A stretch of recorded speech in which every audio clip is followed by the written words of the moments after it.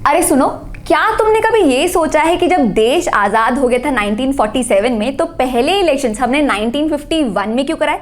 मैं बताऊं, क्योंकि तब इलेक्शंस कंडक्ट करवाने के लिए हमारे पास लॉज ही नहीं थे। सच में देखो, कॉन्स्टिट्यूशन ही लागू हुआ 1950 में, फिर इलेक्शन कमीशन फॉर्म हुई, फिर रिप्रेजेंटेशन ऑफ पीपल्स एक्ट आया, फिर इलेक्शन कंडक्ट करवाने के लिए रूल्स और बायलॉज बने, और ये सारी जिम्मेदारी दी गई थी सुकुमार सेन को, जो बने इंडिया के पहले इलेक्शन कमिश्नर। हे एवरीबॉडी, मैं हूं प्रिया, और आज की इस वीडियो में हम आज के डेट पे इंडिया के सबसे बड़े, महंगे और इंपॉर्टेंट टॉपिक को कवर करने वाले हैं। फ्री एंड फेयर इलेक्शंस को ओवर द टाइम वोटिंग करने का तरीका और प्रायोरिटीज कैसे चेंज हुए, इसे समझेंगे। बहुत इंटरेस्टिंग फैक्ट्स और इंसिडेंट्स निकाले हैं आपके लिए। आप बस मजेदार स्टोरी की तरह इसे सुनते जाइएगा, आपको इंपॉर्टेंट चीजें पता लगती जाएंगी। तो चलिए इस वीडियो को स्टार्ट करते हैं। तो एक ऐसी चीज जो आप और मैं बार बार सुनते आ रहे हैं, वो ये कि इंडिया है दुनिया की वर्ल्ड लार्जेस्ट डेमोक्रेसी। पर ये कितनी बड़ी है पता है? चलिए समझते हैं। तो 2024 के जनरल इलेक्शन के लिए इंडिया के पास है 96.8 करोड़ एलिजिबल वोटर्स। आपने वोट किया ना? दिखते ही समझदार और जिम्मेदार हो, जरूर किया होगा। मतलब इंडिया का जो इलेक्टोरेट है वो यूएस से लगभग 4 गुना बड़ा है, पाकिस्तान से 7 गुना और यूनाइटेड किंगडम से 20 गुना बड़ा है। मतलब तब भी और अब भी हम दुनिया के सबसे बड़े इलेक्शंस कंडक्ट करते आ रहे हैं। चलिए सुनते हैं इंडिया के पहले जनरल इलेक्शन की स्टोरी। तो तब के ज़माने में ना बहुत सारी डेमोक्रेटिक कंट्रीज एग्जिस्ट नहीं करती थी, और जो करती थी उनमें से भी मैक्सिमम ऐसी थी जो विमेन के राइट टू वोट को रिकॉग्नाइज नहीं करती थी। पर इंडिया की कॉन्स्टिट्यूएंट असेंबली ने पहले दिन से ही यूनिवर्सल अडल्ट सफरेज का कंसेप्ट अपनाया था। अब ये क्या होता है? तो ये कंसेप्ट कहता है कि इंडिया की हर अडल्ट सिटीजन के पास, irrespective of his gender, religion, caste etcetera, उसके पास राइट टू वोट रहेगा ही रहेगा। और ऐसे इंडिया ने पहले दिन से ही विमेन के राइट टू वोट को रिकॉग्नाइज किया, और ऐसे इंडिया बनी दुनिया में सबसे ज्यादा वोटिंग राइट देने वाली कंट्री। पहले जनरल इलेक्शन में वोटर टर्नआउट था 44%, वहीं 2019 में ये पीक पे पहुंचा 67% पर। वैसे अगर सोचो तो नया नया देश बना है और पहली बार इलेक्शन हो रहे, कितनी सारी प्रॉब्लम्स आ रही होगी। दो जो मेजर प्रॉब्लम आई थी वो थी पॉपुलेशन को लेकर और इलिटरेसी को लेकर। तो तब देश की पॉपुलेशन इतनी थी जिसमें से इतने एलिजिबल वोटर्स थे, पर प्रॉब्लम ये थी कि इसमें से 85% लोग इलिटरेट थे, अनएजुकेटेड थे। ऐसे में वोटर्स को आइडेंटिफाई करना, उन्हें नेम करके रजिस्टर करना, सोचो कितना बड़ा टास्क हो गया होगा। दूसरा, इंडिपेंडेंट इंडिया का पहला सेंसस भी हुआ 1951 में। तो डेटा के हिसाब से पार्लियामेंट्री कॉन्स्टिट्यूएंसीज को फाइनलाइज करना था, लोगों को समझ में आ सके वैसे पार्टी सिंबल्स डिजाइन करने थे, पेपर बैलेट बॉक्सेस डिजाइन करने थे। एक बहुत बड़ा टास्क हो गया था। अब एक सवाल मैं करूं, अगर पहला इलेक्शन हुआ 1951 में, तो 47 से लेकर 51 तक देश का क्या हाल था? तब किसकी और कैसी गवर्नमेंट थी? तो देखो, इस टाइम के बीच में कॉन्स्टिट्यूशन बनाने के लिए कॉन्स्टिट्यूएंट असेंबली का गठन हो गया था, जिसे लीड करते हुए जवाहरलाल नेहरू एक इलेक्टेड गवर्नमेंट लिए रुके हुए थे। और तब तक इंडिया एक कॉन्स्टिट्यूशनल मोनार्की थी किंग जॉर्ज 6 के अंदर। अब आगे बढ़ने से पहले वो कौन से फैक्टर्स होते हैं जो किसी भी इलेक्शन की हार या जीत डिसाइड कर सकते हैं? क्या इंडियन इलेक्शंस में ईवीएम्स को हैक किया जा सकता है? तो एक बुक है द वर्डिक्ट नाम से, जो पहले इलेक्शन से लेकर इंडिया की पूरी इलेक्टोरल हिस्ट्री बहुत अच्छे से डिस्कस करती है। तो इस बुक को मैं आपको ऑडियो बुक फॉर्मेट में सुनना सजेस्ट करूंगी, क्योंकि मुझे तो इंटरेस्टिंग चीजें सुन के ज्यादा अच्छे से याद रहती है, और इसलिए मैं भी ऑडिबल यूज करती हूँ। अगर आपने अभी तक ऑडिबल ट्राई नहीं किया है तो आप उसका फ्री ट्रायल ले सकते हैं। जी हाँ, डिस्क्रिप्शन पे मैंने लिंक दी है, जिससे आप ऑडिबल का 2 महीने का फ्री ट्रायल ले सकते हैं। और कोई कार्ड नंबर, सीवीवी, ओटीपी डालने का कोई झंझट नहीं है। आप सीधा यूपीआई आईडी से भी डायरेक्ट साइन अप कर सकते हैं। और अगर आप एक लॉ स्टूडेंट है तो आपको आपके इंटरेस्ट की ऐसी और बहुत सारी बुक मिल जाएगी। तो डिस्क्रिप्शन पे लिंक चेकआउट करना मत भूलिएगा। अब हम डिस्कस करेंगे इस पूरे वीडियो का सबसे इंपॉर्टेंट क्वेश्चन कि फ्री एंड फेयर इलेक्शंस होते क्या हैं। तो लॉ की पढ़ाई में आपको एक बहुत इंपॉर्टेंट डॉक्ट्रिन पढ़ाया जाता है, जिसका नाम है बेसिक स्ट्रक्चर डॉक्ट्रिन। एकदम सिंपली एक्सप्लेन करूं तो इसका मतलब ये होता है कि हमारे इंडियन कॉन्स्टिट्यूशन में कुछ ऐसी बहुत ही इंपॉर्टेंट और फंडामेंटल चीजें दी गई है, जो चाहे जो हो जाए आप उसे नहीं हटा सकते, जैसे ये सारी चीजें।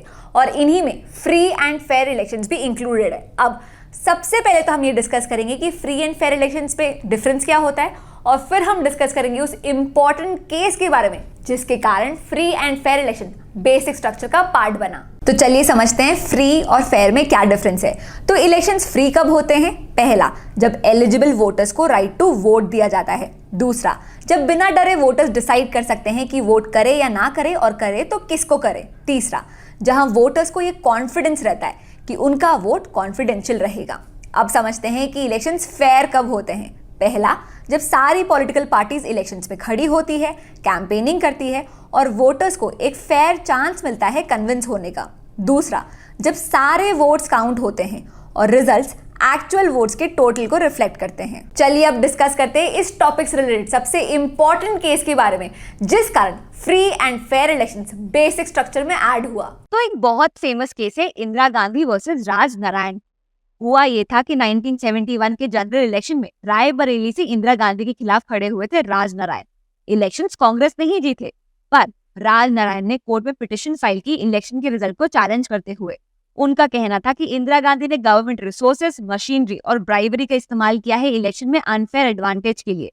इस केस में इंदिरा गांधी को रिप्रेजेंट कर रहे थे एन पालकीवाला और राज नारायण को शांति भूषण।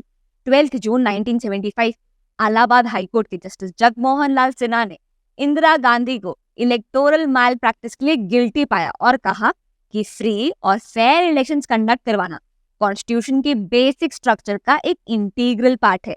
इसके बाद रायबरेली की इलेक्शन वर्डिक्ट को नल एंड वॉइड डिक्लेयर किया गया और इंदिरा गांधी को अगले 6 साल के लिए इलेक्शन लड़ने से रोका गया। कोर्ट ने गवर्नमेंट को 20 दिन का समय दिया कि इंदिरा गांधी को ऑफिशियल पोस्ट में रिप्लेस कर दिया जाए। पहली बार ऐसा हुआ था कि लीगल एक्शन से एक सिटिंग प्राइम मिनिस्टर को हटाया गया था। इस डिसीजन ने इंडिया के पॉलिटिकल एस्टैब्लिशमेंट को शॉक कर दिया था। चलिए मैं आपको 2 अच्छे एग्जांपल्स देती हूँ जिससे आपको ये समझ में आएगा कि इंडिया पिछले 50 सालों से फ्री एंड फेयर इलेक्शंस कैसे कंडक्ट करवा रहा है। तो पहले क्या होता था कि जैसे इलेक्शन की डेट अनाउंस होती थी, सारी पॉलिटिकल पार्टीज अपना काम करना तभी स्टार्ट कर दी थी, क्योंकि तभी तो लोगों को दिखाई देता है और याद रहता है। पर 1990s में आ गया मॉडल कोड ऑफ कंडक्ट, जो क्या कहता है इलेक्शन की डेट अनाउंस होने से लेकर रिजल्ट आने तक कोई नया काम नहीं किया जाएगा, जिस कारण इलेक्शन फ्रॉड्स बहुत कम हुए। दूसरा, पिछले 20 सालों में इंडियन जुडिशरी ने बहुत अच्छे जजमेंट्स दिए फ्री एंड फेयर इलेक्शंस के लिए, जैसे इलेक्टोरल बॉन्ड का ये इंपॉर्टेंट जजमेंट जिसमें सुप्रीम कोर्ट ने क्या कहा कि एक वोटर का राइट है ये जानने का कि पॉलिटिकल पार्टीज को फंडिंग कहां से आ रही है, या फिर ये इंपॉर्टेंट जजमेंट जिसमें सुप्रीम कोर्ट ने कहा कि अपने कैंडिडेट की क्रिमिनल हिस्ट्री और फाइनेंशियल स्टेटस जानने का हक है वोटर के पास। लॉ स्कूल की पढ़ाई के लिए या किसी कॉम्पिटिटिव एग्जाम के लिए रीसेंट जजमेंट बहुत इंपॉर्टेंट होते हैं। अगर आप इन दोनों को अच्छे से करना चाहते हैं तो आप मेरे इंपॉर्टेंट जजमेंट्स के कोर्स को चेकआउट कर सकते हैं, जिसमें हम साल भर के सारे रीसेंट जजमेंट्स को बहुत ही अच्छी तरीके से वीडियोस के through, infographics and mind maps के थ्रू और एमसीक्यूज के थ्रू कवर कर सकते हैं। और इसी तरीके से इंपॉर्टेंट टॉपिक्स को अगर आप समझना चाहते हैं तो आप मेरे कॉन्स्टिट्यूशन ऑफ इंडिया के कोर्स को चेकआउट कर सकते हैं, जिसमें हम सारे टॉपिक्स को क्लियरली, डेप्थ में और बहुत ही इंटरेस्टिंग तरीके से समझाते हैं। मेरे सारे कोर्सेज की लिंक आपको नीचे डिस्क्रिप्शन पे मिल जाएगी। अब अगर आप एकदम ध्यान से देखेंगे तो 1952 से लेकर अब तक में इंडियन इलेक्शंस में 3 फंडामेंटल चेंजेस किए गए। सबसे पहला और सबसे इंपॉर्टेंट है वोटिंग एज को 21 ईयर्स से कम करके 18 ईयर्स करना। तो इसे राजीव गांधी के टाइम पे किया गया था। उनका कहना था कि यूथ बहुत इंपॉर्टेंट होते हैं नेशन बिल्डिंग के लिए, और इसीलिए वोटिंग एज को 21 ईयर्स से कम करके 18 ईयर्स कर दिया गया, और ऐसा करते साथ ही 5 करोड़ वोटर्स बढ़ गए थे। दूसरा, 2013 में सुप्रीम कोर्ट ने एक बहुत इंपॉर्टेंट जजमेंट देते हुए इंडियन वोटर्स के लिए नन ऑफ द अबव का ऑप्शन इंट्रोड्यूस किया, जिसमें अगर किसी वोटर को कोई भी कैंडिडेट पसंद नहीं है तो वो अपना रिजेक्शन, अपना डिससैटिस्फैक्शन नोटा बटन दबा के शो कर सकता है। पर उस केस में क्या होगा जब किसी भी कैंडिडेट से कंपेयर नोटा को ज्यादा वोट मिल जाते हैं? ये सारे क्वेश्चंस और उनके आंसर्स मैंने इस वीडियो में डिस्कस किए, तो इसे आप चेकआउट कर सकते हैं।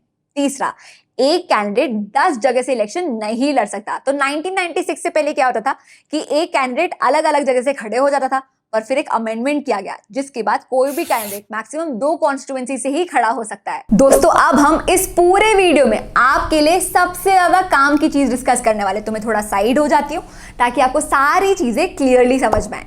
तो हम डिस्कस करने वाले हैं कि इंडिया में कितने टाइप के इलेक्शन होते हैं, मतलब ये जो बार बार जाकर आप वोट करते हो ये किसके लिए करते हो ये समझेंगे। तो इंडिया में 3 टाइप के इलेक्शन होते हैं। सबसे पहला है लोकल लेवल इलेक्शन। तो आपका शहर छोटा है या बड़ा, उस हिसाब से नगर निगम या नगर पालिका के इलेक्शन होंगे, जिसमें आप पहली बार जाके अपने पार्षद के लिए वोट देते हैं। ये सारे पार्षद आगे जाकर मेयर सेलेक्ट करते हैं। दूसरा है स्टेट लेवल इलेक्शन या विधानसभा के लिए, जिसमें आप मेंबर ऑफ लेजिस्लेटिव असेंबली या अपने विधायक के लिए वोट देते हैं।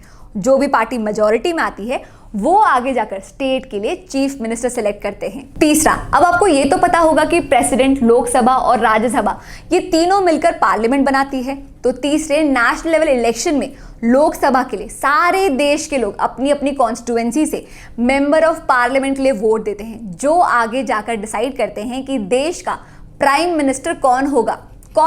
तो ये था आज का video free and fair elections के ऊपर, इंडिया के रिच इलेक्टोरल हिस्ट्री के बारे में। और जानने के लिए जो ऑडियो बुक मैंने आपको सजेस्ट की उसे जरूर चेकआउट करिएगा ऑडिबल पर, जिसकी लिंक मैंने नीचे डिस्क्रिप्शन पर दे दी है, जिसपे साइन अप करके आपको 2 महीने का ऑडिबल का फ्री ट्रायल भी मिलेगा, तो उसे जरूर चेकआउट करिएगा। मैं उम्मीद करती हूँ कि आज की इस वीडियो से आपने कुछ नया सीखा हो। अगर हाँ तो वीडियो को लाइक करना ना भूलें। That's it for now, see you in the next class, bye bye.